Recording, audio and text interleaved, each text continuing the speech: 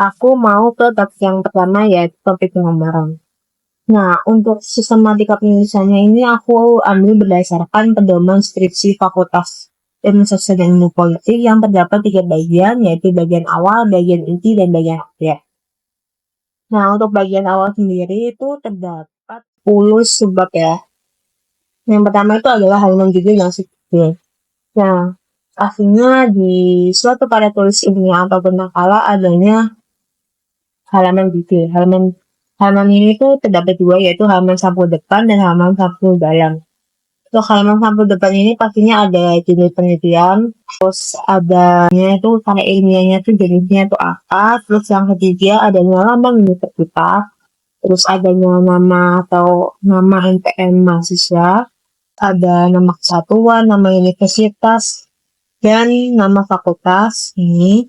Setelah itu ada kota-kotanya, terus tahun dimana kalian membuatnya.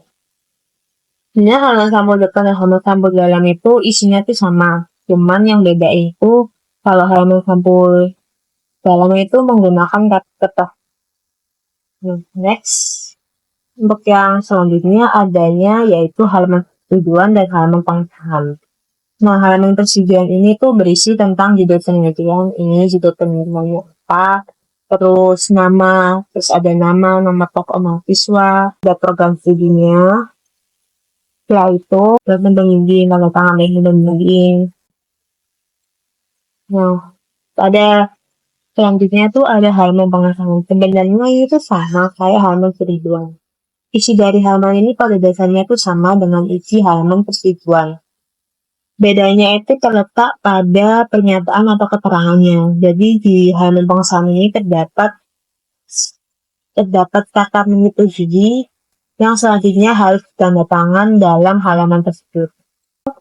Terus yang selanjutnya adalah abstrak. Bukan meliputi latar belakang penelitian secara ringkas, tujuan, metode, hasil, dan simpulan penelitian.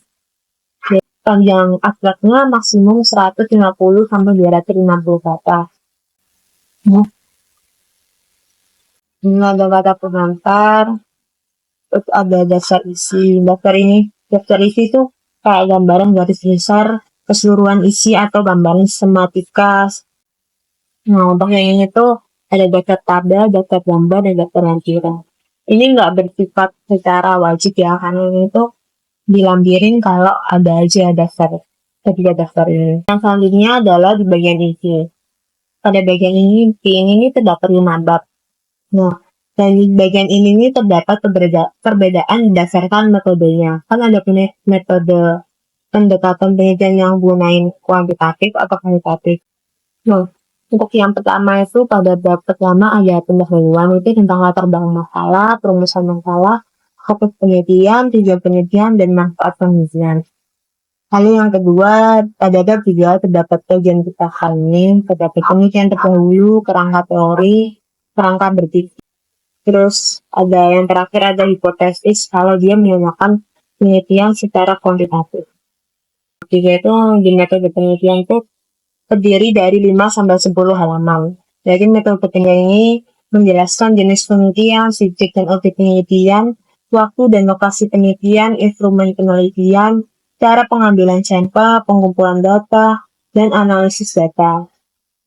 Baik, pada bagian ini setidaknya terdapat 5 referensi yang sesuai dengan apa yang akan dibahas. Yang selanjutnya itu bab 4. 4 itu ya hasil dan pembahasannya. Hasil dan pembahasan itu bukanlah suatu penjelasan yang mengulang data yang ditampilkan dalam bentuk uraian kalimat, melainkan berupa arti data yang diperoleh. Pembahasan berarti membandingkan hasil yang diperoleh dengan data, pengetahuan, hasil ataupun hasil riset orang lain yang sudah dipublikasikan, kemudian menjelaskan implikasi data yang diperoleh. Yang selanjutnya yaitu bab kelima, itu yang terakhir adalah bab simpulan dan saran. Jadi simpulan dan saran ini tuh lebih baiknya 2-4 halaman. Jadi simpulan ini harus terlebih dahulu dibahas dalam bagian pembahasan, sehingga apa yang dikemukakan dalam bagian simpulan tidak merupakan pernyataan yang muncul secara tiba-tiba dipahami.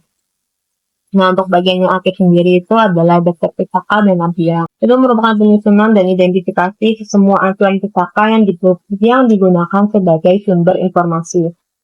Daftar pustaka ini wajib terdiri dari referensi berupa buku, jurnal, dan sumber-sumber lainnya dengan komposisi minimal 90% berupa jurnal atau e-jurnal serta buku teks atau e-book dan 10% berupa sumber lainnya yang valid. Yang terakhir itu ada lampiran. Lampiran ini nggak bersifat wajib. Dia dimasukin kalau misalnya ada lampiran yang harus dimasukin. Itu berupa daftar penyataan, pertanyaan atau angket, termasuk lampiran-lampiran yang lain. Untuk teknik penulisan itu sebenarnya ada pengambilan kertas, batas ketikan, jumlah halaman, nomor penghafal, angka tulisan, dan sebagainya. Tapi aku akan lebih jelasin ini ke nomor halamannya. Jadi, halaman untuk bagian awal itu diberi nomor dengan huruf formal kecil. Jadi, halaman awal itu kayak cover gitu kan. Ditulis di bagian bawah tengah, 4 spasi di bawah. Lalu yang kedua itu halaman sampul dengan tidak dihitung, sedangkan halaman sampul jalan dihitung tidak diberi nomor. Lalu bab pendahuluan dan seterusnya diberi nomor dengan angka Latin 1, 2, 3. Kalau untuk cover sendiri itu pakai angka Romawi. Terus yang selanjutnya, pada halaman dengan judul bab, nomor halaman ditulis di bawah tengah. Jadi 4 spasi di bawah teks. Lalu yang terakhir, halaman lain, nomor halaman ditulis di kanan atas, 1,5 cm dari teks. Nah, jadi jenis dasar pustaka yang akan aku jelaskan ini ada 3 jenis. Ada 3 macam gaya penulisannya. Ada beberapa makalah atau tunggal tulisannya tuh kebanyakan tuh menggunakan style APA. Dan tulisan aku sendiri juga menerapkan yaitu penulisannya menggunakan APA. Jadi gaya penulisan APA ini banyak digunakan di bidang ilmu sosial, pendidikan, dan psikologi.